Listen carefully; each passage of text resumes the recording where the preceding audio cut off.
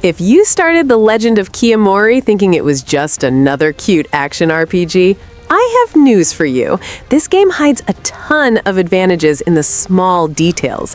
So today, I'm going to give you 10 advanced tips you need to know to play cleaner and evolve faster.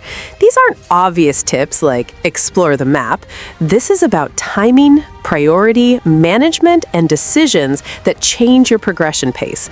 I'm Mary, and the video is about to start.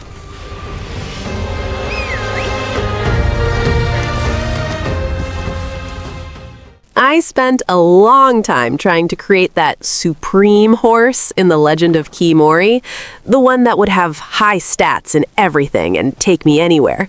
Spoiler, that strategy doesn't work, and the game punishes you with falls into ravines and getting stuck in rivers until you understand that horse breeding here is about specialization, not generic versatility.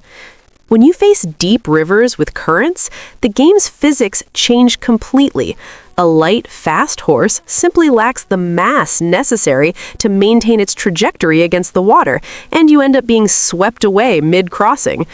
That's where the need for brute force comes in. I started dedicating specific horses to these areas, prioritizing strength and power, even if it means sacrificing agility, because getting to the other side alive is worth more than speed. But then you cross into the desert, and the logic flips drastically. Those ravines that seem impossible to jump with your river tank horse, they require the exact opposite. Lightness, quick acceleration, and high jump momentum. Trying to pull off these natural parkour moves with a heavy animal is a guaranteed fall and wasted stamina. I learned to keep a separate desert horse, trained specifically for these broken terrains where agility is life.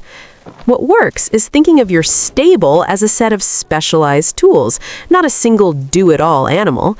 When you start pairing the right horse with the right biome, exploration stops being a struggle and becomes fluid, and you discover paths that previously seemed inaccessible just because you were using the wrong partner for the job. A snowstorm in The Legend of Khiimori isn't background weather. It's an active threat that drains your horse's life at a terrifying pace.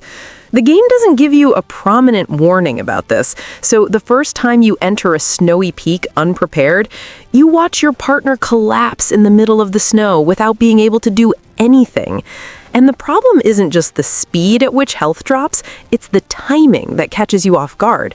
You're focused on the path, the low visibility, the storm closing in, and by the time you look at the animal's health meter, it's already too late to open the menu and hunt for an item. This is where it becomes clear why the quick inventory slot exists. It's not for comfort, it's for survival.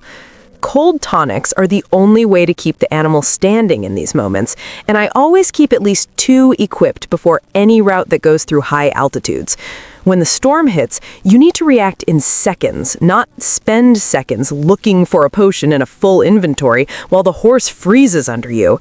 So my routine became a pre-climb checklist. Cold tonic in the quick slot, enough quantity for the route, then I move forward.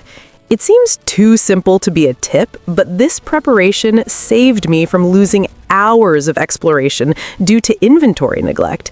And it's the kind of habit that separates those who survive the peaks from those who keep restarting from the last camp. If a bear caught you out of nowhere, there's a good chance it wasn't out of nowhere. It was your scent arriving before you did. That's the catch here, because the game treats predators as a sensory threat, and the wind acts as the road that delivers your position. I like this tip because it changes the goal of the encounter. It's not about winning through damage, it's about controlling the situation. When I notice the wind is blowing toward the animal, I already assume I'm at a disadvantage and start playing more quietly, choosing better paths and knowing when to advance. This is where the clean tools come in. Sulfur smoke arrows to mask your odor and give you a safety window without needing to go into hunting mode. It's like creating a curtain that buys you time and space, and that's worth its weight in gold when you want to explore without turning every trail into a battle. And if the idea is to save even more, gunpowder pouches on the ground become my favorite plan B. You scare the predator away and solve the problem without spending a lethal arrow. This tip is about elegance and resource management. You keep your strong ammo for when you really need it and use your brain to get through the game's territory alive. It took me a while to realize the bow wasn't just for shooting animals or enemies, but an extension of my hand to solve the world around me. The first time I saw a resource hanging from a cliff where the horse couldn't dream of reaching, I got frustrated and hit a wall until I understood that the bow is a pure utility tool for spatial puzzles and gathering that the map throws at you as precision challenges. When the game puts you on one of those steep hills or elevated platforms, I already pull out the bow by instinct. It's not about brute force. It's about calculating the exact angle to hit the structure's weak point or the specific item, clearing a path or grabbing rare herbs without needing to climb and risk a fall. This transforms inaccessible areas into opportunities, and I feel that satisfaction of someone who solved the puzzle with elegance instead of force. What I love most is how this encourages creative use, shooting a rope to create a makeshift bridge, or hitting targets that release fruit from high branches and dry biomes. The horse stays on the ground, you move to the next level of exploration, and the bow becomes your hook for everything that seems out of reach.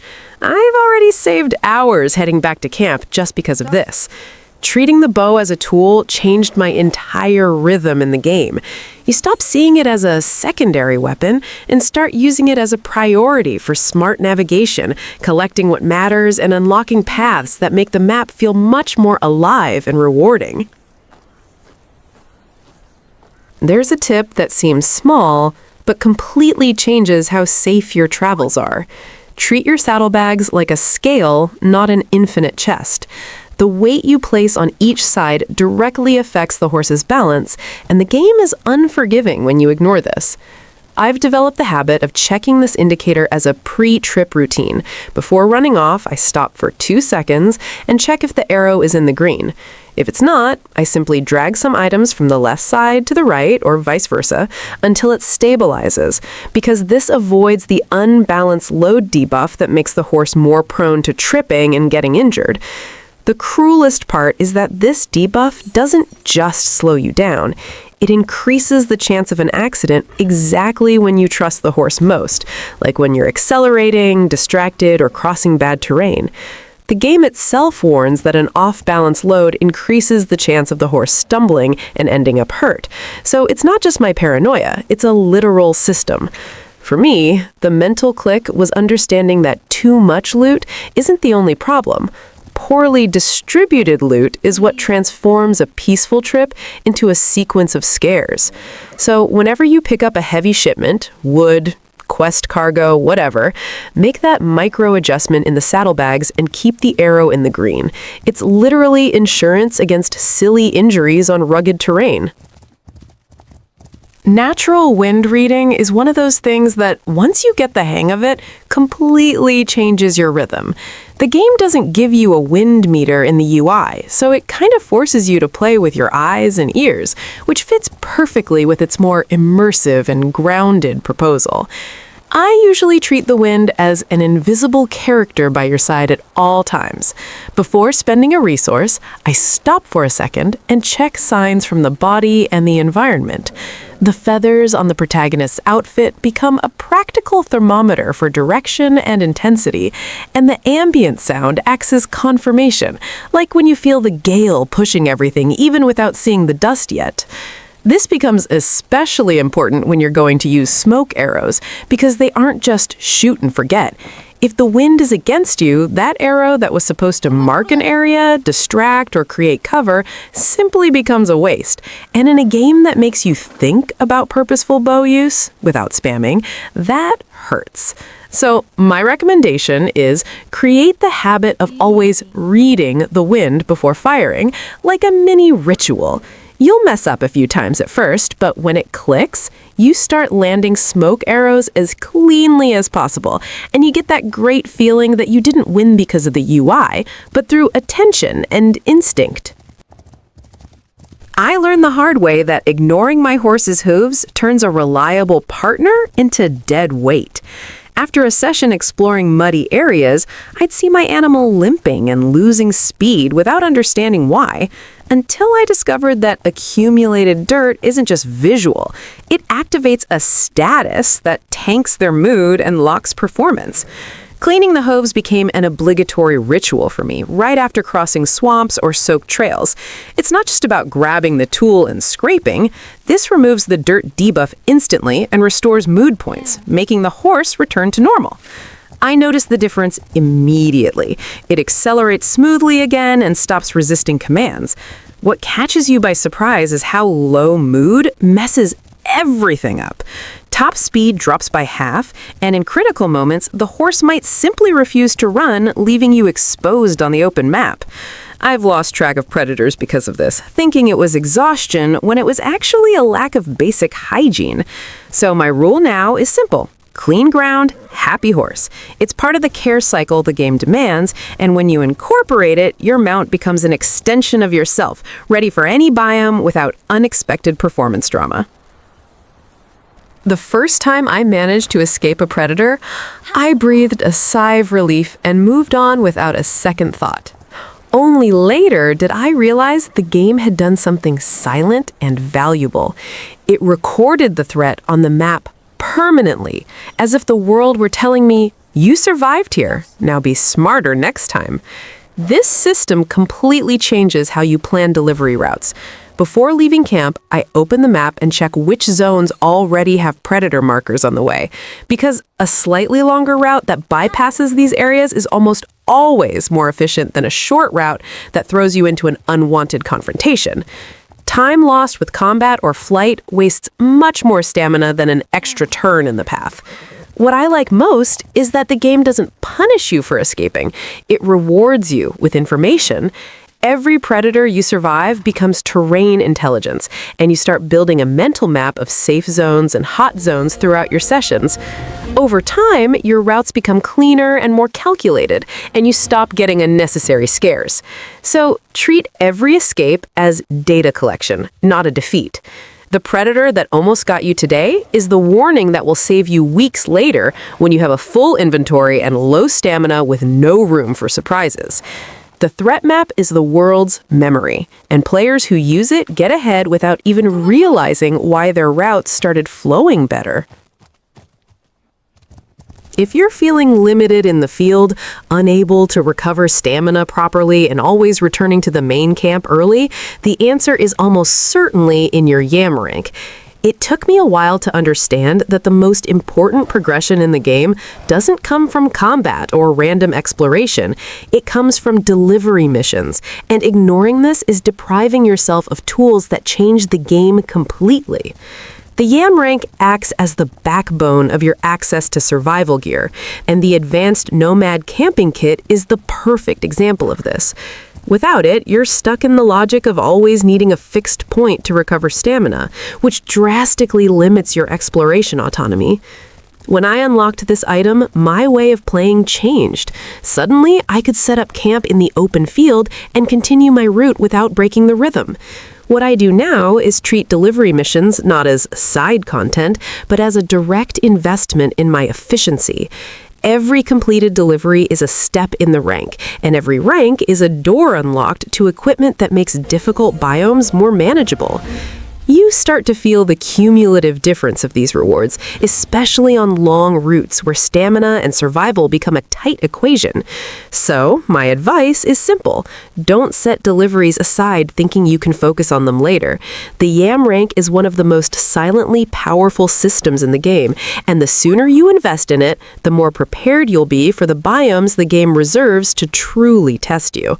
A high rank isn't about status, it's about survival with more options in hand. Dynamic terrain adaptation is one of the things that most made me slow down and start truly respecting the world of the Legend of Khiimori. I stopped looking at the ground just as a path and started seeing it as a living system. If it rained, the soil that seemed fine turns into a mud trap that drains your stamina and messes up your timing. When I see rain coming, I already shift my mindset. It's not the time to insist on springing and forcing your way through, because that's exactly where you waste stamina for nothing and lose control in silly slips. What works for me is accepting that the route has become slower, choosing shorter steps, and thinking of every climb and curve as a small traction test. And then comes the part I think is genius. Extreme cold isn't just a visual effect or pretty weather. It can be the key to this problem. If the mud freezes, what was punishing you becomes firm and crossable again. So sometimes the best move isn't to fight the bad terrain, but to wait for the right weather window, or reposition your exploration to take advantage of that change. I treat this as a simple rule. The weather dictates your efficiency. If you're spending too much stamina and feeling like the game suddenly got heavy, it's probably not you playing worse. It's the ground changing under your feet, and the game asking you to adapt your route, rhythm, and even the moment you choose to cross that area. Utang.